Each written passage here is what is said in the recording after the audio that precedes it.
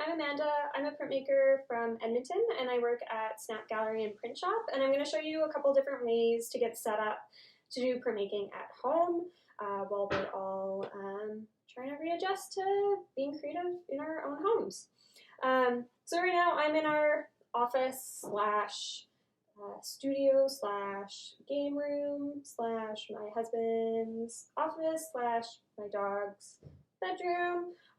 So we're just trying to make use of our space in a small home the best we can. So I'm going to try to show you different ways that you could do this regardless of your home setup. Like maybe you just have a bedroom to work in and you do everything else in there. There's still a lot of ways that you could be creative and do printmaking at home. I also do want to say that by no means should these videos make you feel like you need to do anything. It's just suggestions to be able to keep printing at home. I know myself, I'm not feeling super motivated to make work, but ever since I set up a little station here, now I know I have somewhere to work when I want to and when I do feel motivated and not so distracted. So try to use these as ways to just getting back into it. And not so much as a pressure to make a whole new body of work, because that does take time. So first step is just finding an area to make work in. So I set up just a folding table. I put a tablecloth on it. You can work without it. I'm just trying to make it look a little bit more pleasant right now.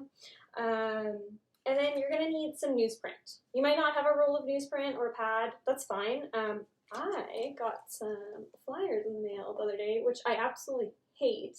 But I was like, oh, sweet.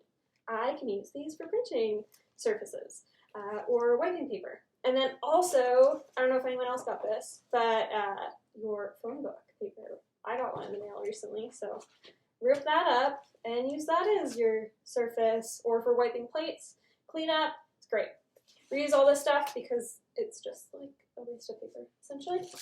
I did have some newsprint, so I tore that up as well. I'm going to just make a little station for myself. It's a good idea to keep like your prep area as separate as possible, printing and cleanup. Honestly, do that however much space you have. You might just like do your prep, put that away, start printing, put that away, clean up. Just being mindful of like and how you're going to do that and maybe thinking through your steps. Earlier today, I came up with like a little drying system, and I tested that out first by hanging some string on bulldog clips and then putting my paper on. So that way I know it'll hold before I get my inky prints on. I don't know if anyone else has been in that same boat before where you like come up with this great way of drying stuff and then it just like falls down. So test it out so you're not disappointed and then everything you did make just comes down.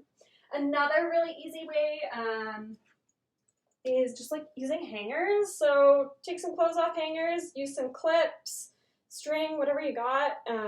It works with wire ones or plastic. I'm sure it works for wood. Just depends on your clips and your paper. So those are some other options. You can hang those on your closet if you need, putting it up on surfaces. Probably a lot of us can't like pin a ton of stuff into our walls because maybe we're renting or you don't want to patch all of your surfaces. So just come up with different solutions. I just clipped mine onto the tablecloth, so kind of made sense to have that. I have some clips from IKEA. Bulldog clips work great too. I found this like crazy laundry thing in our laundry room. This is going to be great for when I make more prints. I'll find somewhere to hang it up. So that's another option. Just keeping in mind like who else is sharing your space.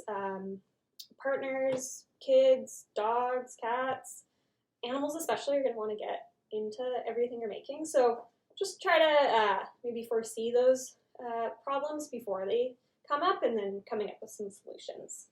Other things you're wanting to have are some rags, maybe paper towel, whatever you kind of have available to you.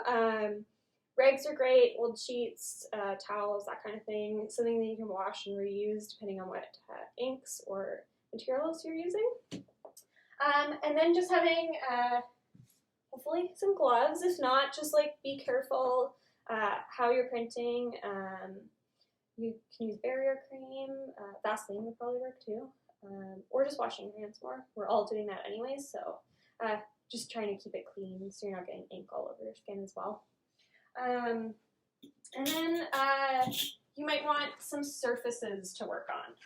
So you might not have a really big glass slab like you would at a print shop or plexi or anything like that, but you can use an old frame or just take the glass or the plexi out of it and use that as your surface. I don't know if you guys can see that. But that could be a really good like rolling up slab. It could be your matrix for using to print onto. You can carve it for an intaglio plate. Just sheets of acetate. I found some like with some old prints. I didn't have a roll of acetate here. It's still in my studio, so I don't have access to it. But just like other forms of plastic, like your bags that hold prints, look in your closet too, like maybe you have some other stuff that might work. I found this. It's just like a Tupperware lid for like a tote. So this will be great. I can like clean it, wipe it off, and it could go back to its usual purpose once I'm done. A cookie sheet, baking sheet, that kind of thing. Just maybe test it out, make sure it comes off. You can use parchment paper or wax paper as well. Just being mindful if you have to eat with those things later, to not be putting ink on it or to be cautious. So that is like a brief couple ideas for setting up and getting a studio in your home. I'll have another video soon about different tools and equipment that you can use at home. Thanks. Bye.